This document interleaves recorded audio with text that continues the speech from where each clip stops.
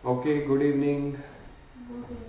पेश हैं नए स्टैंडर्ड के साथ और आज इस स्टैंडर्ड की सीरीज का, ठीक है, आज से 700 सीरीज का आखिरी स्टैंडर्ड है। तो ऐसे 710 जो आपके पास रह गया, comparative information, corresponding figures and comparative FS. तो कंपैरेटिव इंफॉर्मेशन के अंदर दो सब पार्ट्स होते हैं। कंपैरेटिव इंफॉर्मेशन के अंदर दो सब पार्ट्स होते हैं। पहला होता है corresponding फिगर्स, दूसरा होता है कंपैरेटिव एफएस। सबसे पहले इन दोनों के मीनिंग सुन लो। मीनिंग क्या होते हैं? कोरोस्पोंडिंग फिगर का मतलब होता है, देखो जब भी आप लोग बैलेंस शीट देखते होगे उसमें 2 सालों का डेटा नहीं होता, 2018 का भी होता है, साथ में 17 का भी होता है। तो जब आपके पास 2 ईयर्स का डेटा होता है उसको बोलते हैं कोरोस्पोंडिंग फिगर्स। यानी कि आपकी बैलेंस शीट में आपको करंट ईयर की तो आइटम्स पुट करनी ही करनी है, कंपैरेटिव पर्पस के लिए आपको साथ में दूसरे साल का। दूसरा साल कौन सा? फ्यूचर वाला कि पास्ट वाला? सर कैसी कैसी बातें करते हो, है ना। फ्यूचर वाला ईयर कैसे आ जाएगा? पास्ट वाला। तो 2018 की अगर बन रही है तो साथ में 2017 का डेटा भी होता है। किसी भी कंपनी की बैलेंस शीट उठा लो, आपको सभी के लिए मिलेगा। उन्होंने 2 साल का बताया, कम से कम रखना है। आप चाहो तो 3 का रख दो, चाहे 4 का रख दो। हमसे 2 का तो बर्दाश्त नहीं, तो हम 3-4 का क्यों रखेंगे। इन्फोसिस वाले 5 साल का रख देते हैं। तो कह रहे करते रहो कंपैरिजन, जो जिसका मन करे। तो ये होती है कोरस्पोंडिंग फिगर। दूसरा होता है कंपैरेटिव एफएस, 1 साल की पूरी बैलेंस शीट, पिछले साल की पूरी बैलेंस शीट। कोरस्पोंडिंग फिगर में क्या होता है कि एक फिगर के साथ दूसरे ईयर का डेटा आ रहा है। कंपैरेटिव एफएस, आपने 2 सालों की बैलेंस शीट उठा ली, 2 इंडस्ट्रीज की बैलेंस शीट उठा ली। इंडस्ट्रीज वाला वैसे यहाँ पे कॉन्सेप्ट नहीं चलेगा, तो 2 सालों की पूरी पूरी बैलेंस शीट्स। इस टॉपिक में आपके पास थोड़ा सा एक अजीब पॉइंट निकल के आएगा कंपैरेटिव एफएस के ऊपर रिपोर्टिंग करने का। अब ऑडिटर के साथ हमने जब ये स्टैंडर्ड लगाया जा रहा है ऑडिट रिपोर्ट में, तो इसका मेन मकसद क्या है? मेन मकसद ये है कि अगर आप 2018 की बैलेंस शीट के ऑडिटर हो तो 2018 के ऊपर ही ओपिनियन देना, लेकिन 2017 वाली चेक कर लेना। जबकि कंपैरेटिव एफएस है जब, तो कह रहे हैं ईच पीरियड के हिसाब से ओपिनियन दे देना, यानी पिछला भी चेक कर लेना। ये उससे उम्मीद की जाएगी। थोड़ा अजीब है। पॉइंट नंबर 1, स्कोप क्या है? This SA deals with auditor's responsibility to comparative information. तो कंपैरेटिव इंफॉर्मेशन में कौन से 2 सब पार्ट आ रहे हैं? Corresponding figures and comparative FS. तो कह रहे हैं ऑडिटर्स की रिस्पॉन्सिबिलिटी है, सर्कल कर लो। दूसरा कह रहे हैं कि when prior period FS are audited by predecessor auditor, यानी कि कोई पिछला ऑडिटर, और FS are unaudited and SA 5101 regarding opening balance 510, SA 510 regarding the opening balance also applied. तो मतलब यहाँ पे आपको ये याद रखना है कि लगेगा कब ये स्टैंडर्ड? ये स्टैंडर्ड तब लगेगा या तो पिछले साल की बैलेंस शीट ऑडिट नहीं हुई या फिर किसी और ने ऑडिट किया है। Predecessor number 1, unaudited number 2।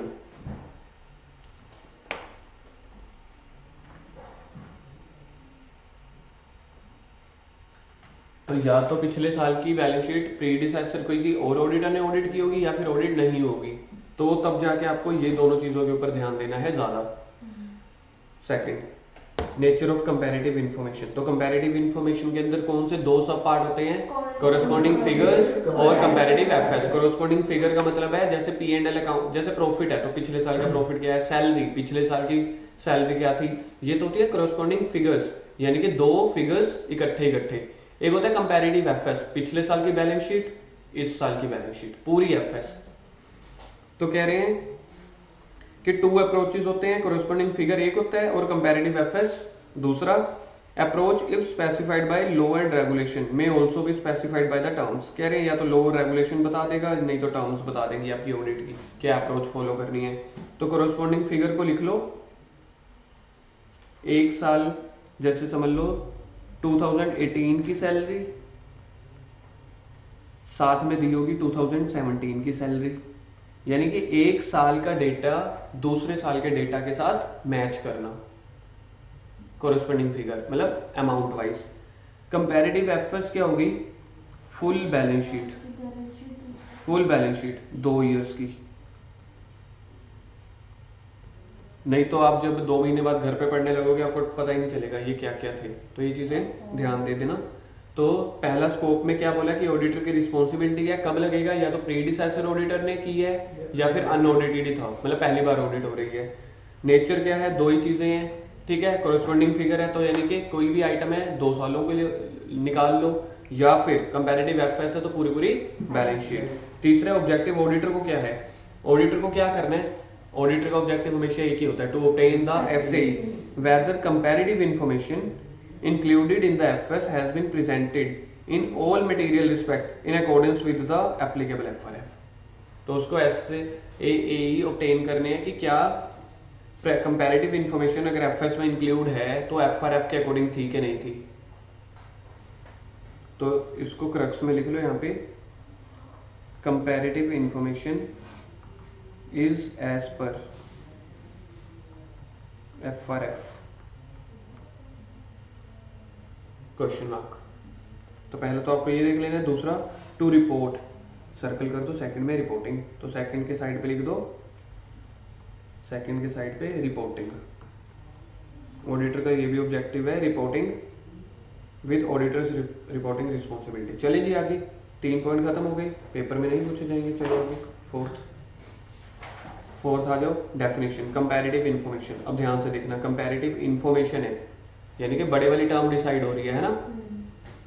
The amount और disclosure included in FS in respect of one और मोर प्रायर पीरियड। सर्कल कर लो अकॉर्डिंग विद एफआरएफ, वन और मोर प्रायर पीरियड को लिख लो। इट मींस 2 years और 3 years डेटा।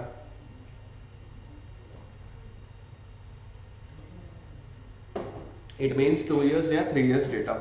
कोरोस्पोंडिंग फिगर्स, ध्यान से कोरोस्पोंडिंग फिगर कह रहे हैं that comparative information where amount या other disclosure for the prior period are included in the integral part of current period FS. यानी कि पिछले साल का क्लोजिंग इस साल का ओपनिंग बन जाएगा ना।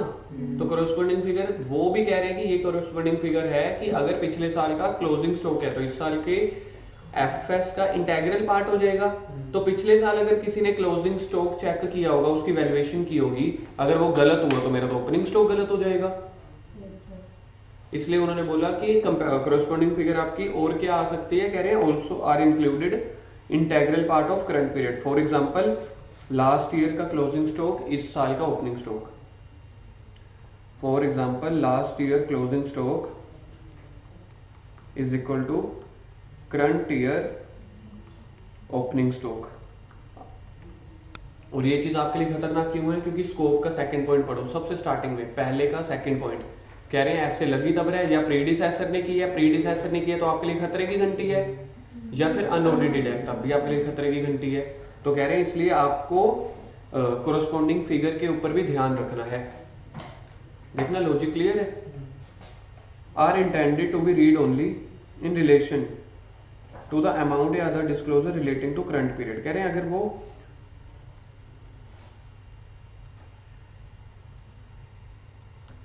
Responsibility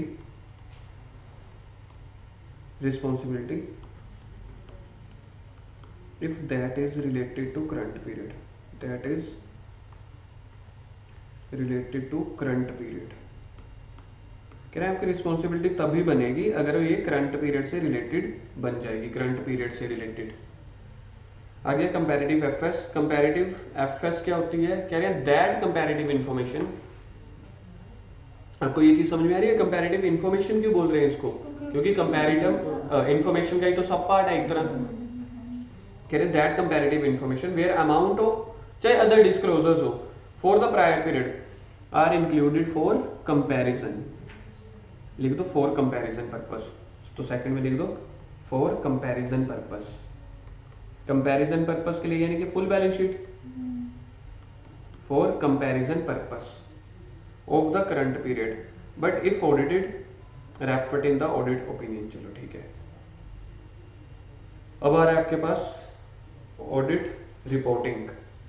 audit reporting difference between two approaches. अगर आपको कोरोस्पोंडिंग फिगर्स है ना तो सिर्फ करंट पीरियड के ऊपर आप ओपिनियन दोगे। Auditor's opinion on FS refer to current period only. तो आपने तो ओपिनियन सिर्फ करंट पीरियड पे देना, ना कि पिछले सालों पे। लेकिन कंपैरेटिव एफएस में कह रहे हैं auditor opinion refers to each period. ये वर्ड याद रख लेना, ईच पीरियड। आपको पिछले साल का भी साथ में रख के चलना है कि पिछले साल भी ओपिनियन जैसा था, तो पिछले साल का आप डेटा चेक कर लोगे ठीक है कि नहीं है। मतलब कोरेस्पोंडिंग फिगर्स में हम सिर्फ पिछले का सिर्फ डेटा यूज कर रहे हैं एक तरह से। और यहाँ पे आप ओपिनियन भी मतलब एक तरह से आपको ओपिनियन की रिस्पॉन्सिबिलिटी भी डाली गई। ये नहीं है कि पिछले साल के ओपिनियन को चेंज कर देना है, देख लेना है कि पिछले साल का ओपिनियन ठीक था कि नहीं था, क्योंकि उसके फिगर्स जो हैं आपके लिए यूज हो रहे हैं, ओपनिंग बन रहे होंगे, इसलिए इन्होंने बोला ईच पीरियड के ऊपर आप ध्यान रखोगे। तो अगर पेपर में ट्रू फॉल्स आया इसको लिख दो true false important, true false important. तो अगर आपके पास ट्रू फॉल्स आया, ठीक है, यहाँ पे मैं जगह तो बची हुई है, यहाँ पे क्वेश्चन डाल देते हैं। यहाँ पे लिखो क्वेश्चन, क्वेश्चन ट्रू फॉल्स लिखो। Whether comparative FS, whether comparative FS is only on current period. Question लिखो whether comparative FS is only on current period, तो इसका आंसर लिखो फॉल्स, क्योंकि कंपैरेटिव एफएस में ईच पीरियड पे देना है, ना कि सिर्फ करंट पीरियड पे। तो ट्रू फॉल्स ऐसा बन सकता है। चलो point number 6, audit procedure. Audit procedure क्या है? To determine whether FS include comparative information. तो सबसे पहले तो आप जब ऑडिट करने जा रहे हैं तो आप ये देखेंगे कि क्या इस साल की एफएस में क्या कंपैरेटिव इंफॉर्मेशन है। कंपैरेटिव इंफॉर्मेशन होगी तभी तो ऐसे 710 लगेगा, या फिर whether such information is classified appropriately. ठीक है, कुछ नहीं है। टू इवेल्युएट, इवेल्युएट क्या करना है आपको? Whether the comparative information agrees with the amount या other disclosure presented in the prior period. तो कह रहे हैं क्या कंपैरेटिव जो इंफॉर्मेशन है वो एग्री कर रही है कि नहीं कर रही जो पिछले साल की थी। तो फर्स्ट पॉइंट में लिखो एग्रीमेंट, एग्री लिखना है, एग्री, क्या वो एग्री कर रही है कि नहीं। एग्री कैसे लिखें? 5 को लिखो see I agree with prior period, ऐसे लिख लो सी आई एग्री विद, क्योंकि है पिछले साल की तो पिछले साल के साथ एग्री होनी चाहिए। Whether the accounting policies reflected in comparative information are consistent and those applied in current period। तो B पॉइंट में लिखो whether accounting policies are consistent, whether accounting policies are consistent in current period।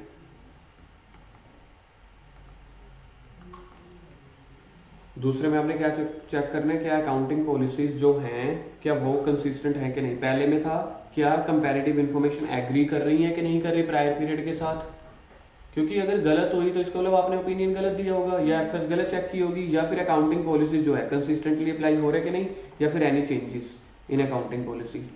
C point के side पे लिखो changes in accounting policies, C में लिखो changes in accounting policies.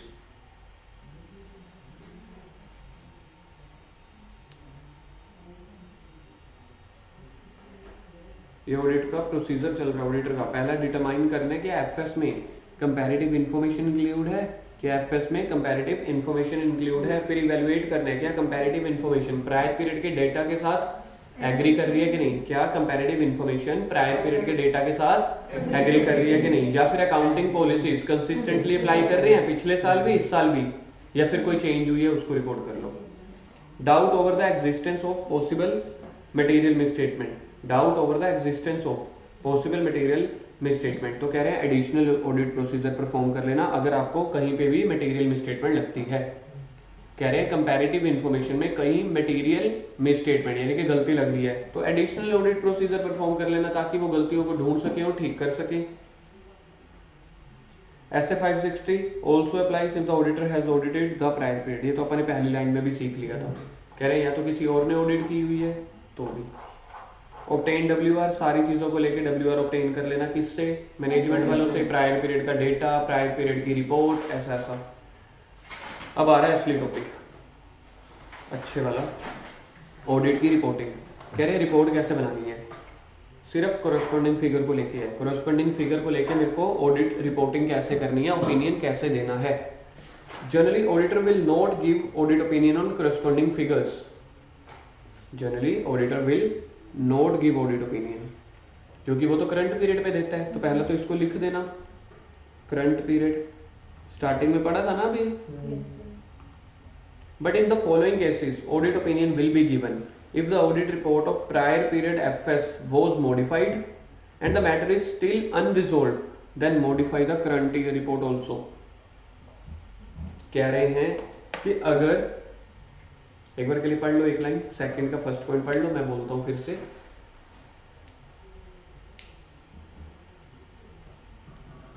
कह रहे हैं अगर पिछली रिपोर्ट मॉडिफाइड थी, मॉडिफाइड समझते हो, क्यूओ एओ या डीओ में से कुछ भी।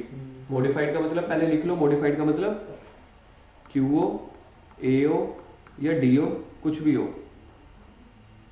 कह रहे पिछली रिपोर्ट क्या थी आपके पास, मॉडिफाई थी, और जिस मैटर की वजह से वो रिपोर्ट मॉडिफाई थी वो मैटर अभी भी क्या है, अनरिजोल्व।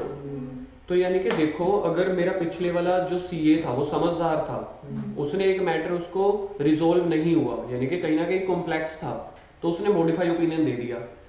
मतलब क्लाइंट इतना बेशरम है कि आज तक भी वो मैटर अभी तक उसने सोल्व नहीं किया, तो पिछले ने मॉडिफाई दिया है, मैं किस हिसाब से उसको क्लीन ओपिनियन दे दूं। तो कह रहे हैं करंट पीरियड भी क्या कर देना, करंट ईयर की रिपोर्ट भी मॉडिफाई कर देना। या फिर दूसरा, if the auditor obtain SAE regarding the existence of any MMS in prior period. तो सेकंड पॉइंट में लिखो इसको,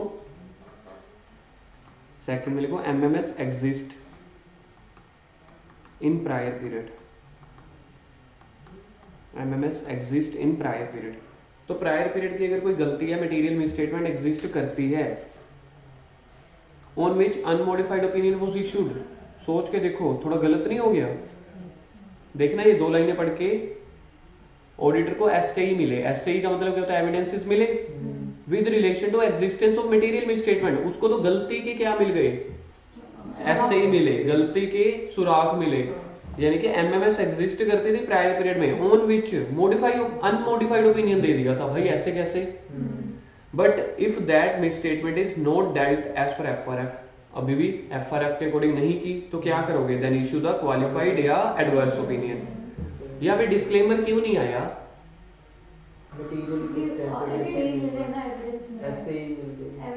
हाँ क्योंकि यहाँ पे एविडेंस मिल गए हैं। तो एविडेंस जब मिल गए हैं, डीओ तो तब देते हो ना एविडेंस ना मिले, तो यहाँ पे तो लिखा हुआ है ऑब्टेन एविडेंस, तो इसलिए इन्होंने बोला क्यूओ या एओ दे देना। If MMS exist in prior period, तो क्या दे देना आपको, क्यूओ या एओ। पहले में था ऑडिट रिपोर्टिंग, अब आया मजा, यहाँ पे आएगा। मतलब यही है मेरे हिसाब से सबसे अच्छे वाले पॉइंट, लॉजिकल यही थे। कह रहे हैं अगर पिछली रिपोर्ट मॉडिफाई थी, वो मैटर आज की डेट में भी क्या हुआ है, अनरिजोल्व है, तो आप भी मॉडिफाई दे दो, जब पिछले ने दिया तो आप भी तो दे ही दो। या फिर पिछली रिपोर्ट क्लीन थी पर उसमें एक मैटर था, गलती थी, मटेरियल मिसस्टेटमेंट थी, और वो मटेरियल मिसस्टेटमेंट को कह रहे हैं not dealt as per FRF, यानी कि स्टिल अनरिजोल्व। ये भी तो वही मतलब हो गया, स्टिल अनरिजोल्व, तो आप क्या कर दोगे, एओ या क्यूओ दे दोगे।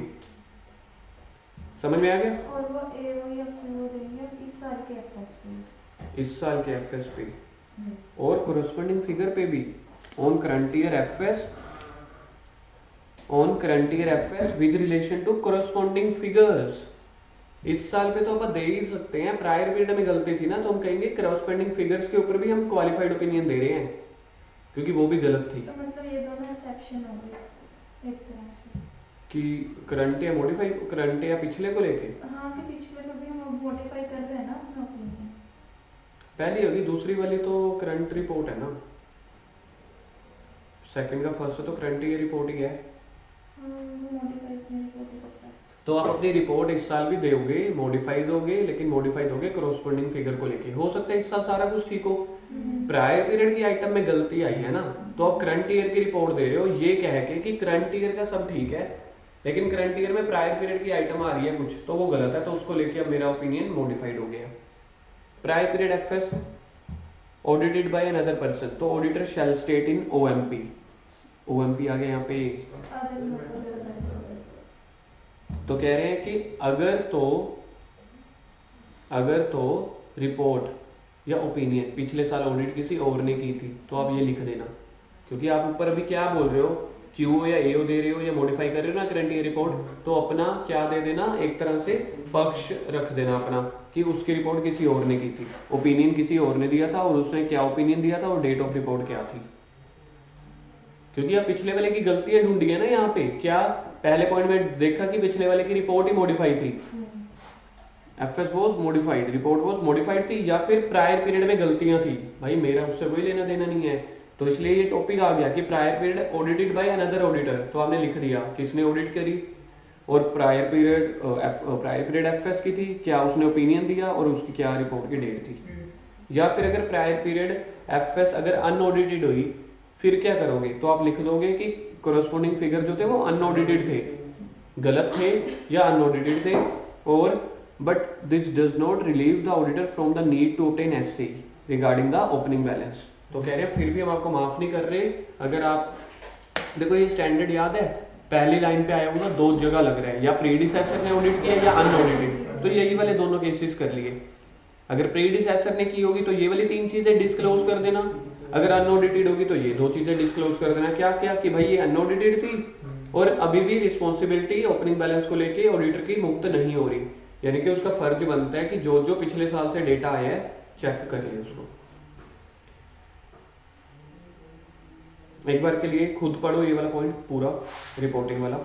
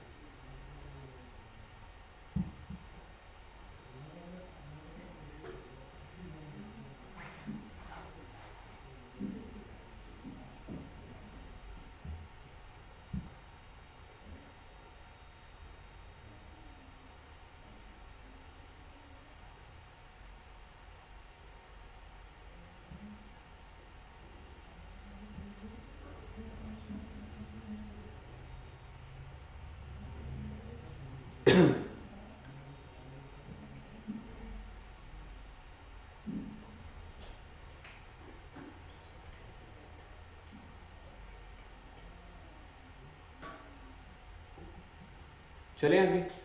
आगे है ऑडिट रिपोर्टिंग किसके लिए लेके, क्योंकि देखो टोटल क्या बन रहा था, कंपैरेटिव इन्फॉर्मेशन, लेकिन कंपैरेटिव इन्फॉर्मेशन के तो मेनली 2 पार्ट है। कॉरेस्पॉन्डिंग फिगर के ऊपर आपने पढ़ लिया, अब कंपैरेटिव एफएस के ऊपर ये अपने पहले ही पढ़ लिया था कि audit opinion refer to each period, each period के ऊपर आपको ओपिनियन देना है। If opinion on prior period FS expressed in current period, if opinion on prior period पिछले साल का opinion expressed in current period differ from the opinion expressed in relevant prior period, यानी कि आपको लग रहा था कि जो ओपिनियन दिया ना क्लीन होना चाहिए था लेकिन उसने मॉडिफाई दिया, तो डिफरेंट हो गया ना, तो गिव सब्सटेंटिव रीजन। आपने पिछले साल की बैलेंस शीट को भी साथ साथ चेक कर लिया, आपको लग रहा था उसने ना मॉडिफाई दिया था जबकि क्लीन होना चाहिए था, या क्लीन होना चाहिए था उसने मॉडिफाई दे दिया, जो भी लगा लो, तो आप उसको उस रिपोर्ट में बता दोगे, उसके रीजंस भी बता दोगे, और बाकी तो सेम है। उसके बाद तो एक वो भी तो आया था ना audit evidence initial opening balance का, वैसा था ना, वैसा है ये बिल्कुल, उसी के साथ लिंक ही होते हैं ये स्टैंडर्ड ना, 710 और 510 ये सेम से हैं। उसके बाद वही है आगे कि हमने रिपोर्टिंग कैसे करनी है। अगर तो ऑडिट किसी और ऑडिटर ने की हो पिछले साल, तो अपन उस रिपोर्ट में ओएमपी पैराग्राफ में डाल देंगे, कंटेन ओएमपी, क्या क्या कि पिछले साल का ऑडिटर कोई और था, उसका टाइप ऑफ ओपिनियन और उसकी डेट ऑफ रिपोर्ट। अगर मटेरियल मिसस्टेटमेंट एग्जिस्ट करती है इन द प्रायर पीरियड एफएस, तो बता देना, कम्युनिकेशन कर देना टीसीडब्ल्यूजी को, और प्रीडिसेसर ऑडिटर को इसके बारे में इन्फॉर्म कर देना। तब भी तो आ रहा है ना यहाँ पे, क्योंकि रिपोर्ट उसी ने बनाई थी, ओपिनियन आपको लग रहा है क्लीन आना चाहिए था, मॉडिफाई दे दिया आप लोगों ने, तो कह रहे हैं टीसीडब्ल्यूजी के साथ कम्युनिकेट कर देना और प्रीडिसेसर ऑडिटर के साथ भी। या दूसरा सिनेरियो हो सकता है पिछले साल की एफएस अनऑडिटेड हो, तो भी ओएमपी में डाल देना क्या कि आपकी कोरेस्पोंडिंग फिगर्स या फिर वो comparative FS prior period FS,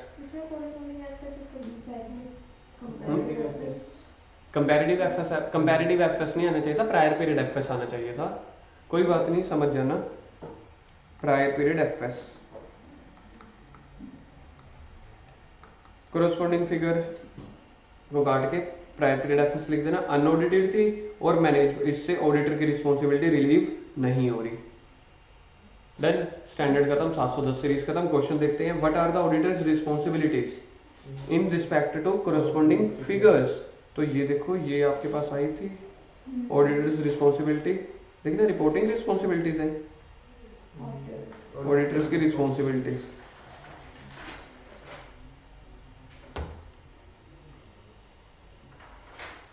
ये आप मेनली लिखोगे इसकी वो, एक तो ये अप्रोचेस लिख दोगे कोरस्पॉन्डिंग फिगर को लेके, उसका मीनिंग लिख दोगे और साथ साथ आप लिखोगे ये रिपोर्टिंग रिस्पॉन्सिबिलिटीज। ठीक है, ऑडिटर्स की रिपोर्टिंग रिस्पॉन्सिबिलिटीज कोरस्पॉन्डिंग फिगर को लेके। क्वेश्चन नंबर 2 देखो क्या है, extent of audit procedure performed, audit procedure performed on corresponding figure is less compare to audit of current period figures reporting, justify the statement with regard to auditor's duties for reporting on comparative. तो यानी कि दोनों के ऊपर, वैसे तो comparative पूछा है लेकिन इन्होंने पूछा कि कोरस्पॉन्डिंग फिगर के ऊपर कम है ज्यादा है जो भी है, और यहाँ पे बोलते हैं justify the statement with regard to auditor's duty for reporting of comparative. तो क्वेश्चन नहीं समझ आएंगे तो दोनों लिख देना।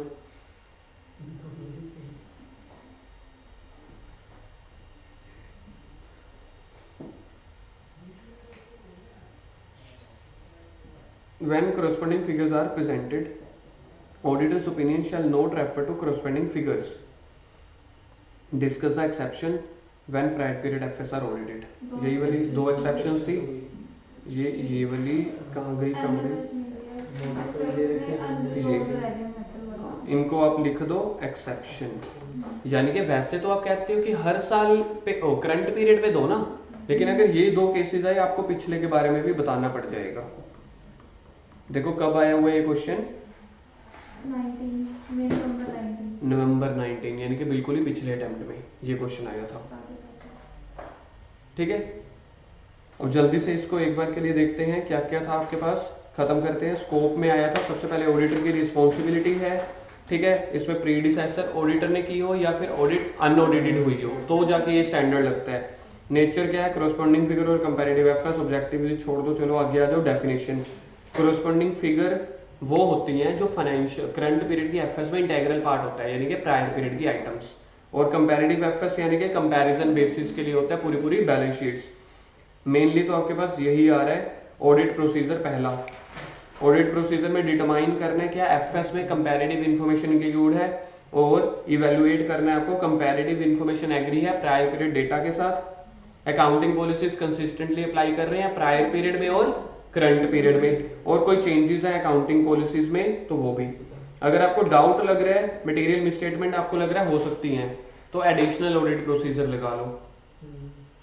फिर उसके बाद था रिपोर्टिंग रिस्पॉन्सिबिलिटीज, ये सबसे खतरनाक पॉइंट है, यही सबसे इंपॉर्टेंट है। पेपर में अगर आएगा तो रिपोर्टिंग रिस्पॉन्सिबिलिटी ही आएगा। कोरस्पॉन्डिंग फिगर को लेके वो कह रहे हैं करंट पीरियड पे आप रिस्पॉन्सिबल हो, लेकिन अगर पिछले साल की ऑडिट रिपोर्ट मॉडिफाई हुई और मैटर भी स्टिल अनरिजोल्व है तब करंट पीरियड की रिपोर्ट को भी मॉडिफाई कर देना। या फिर पिछले साल की प्रायर पीरियड आइटम्स में, पिछले साल की प्रायर पीरियड आइटम्स में मटेरियल मिसस्टेटमेंट एग्जिस्ट करती है और उसको प्रॉपरली एफआरएफ के अकॉर्डिंग डेल्ट नहीं किया इस साल, तो क्यूओ या एओ दे देना कोरस्पॉन्डिंग फिगर्स के ऊपर भी। उसके बाद कॉमन पॉइंट्स थे, कह रहे हैं अगर ऑडिट किसी और ने की है तो उसका नेम लिख देना, क्या डेट ऑफ रिपोर्ट थी, क्या उसका ओपिनियन था वो लिख देना। अगर अनऑडिटेड है तो लिख देना अनऑडिटेड थी और हमने अभी एविडेंसेस कलेक्ट कर लिए हैं, इससे ऑडिटर की रिस्पॉन्सिबिलिटी माफ नहीं होती। कंपैरेटिव एफएस के ऊपर आपको ईच पीरियड के ऊपर ओपिनियन देना है। पिछले साल की अगर डिफरेंट हुई ओपिनियन, आपको लग रहा है पिछले साल क्लीन होना चाहिए था लेकिन क्लीन नहीं दिया, तो सब्सटेंटिव रीजन दे देना, ये सब कुछ बता के, बाकी सेम था। Okay, bye bye. इसी के साथ आपकी ऐसे 700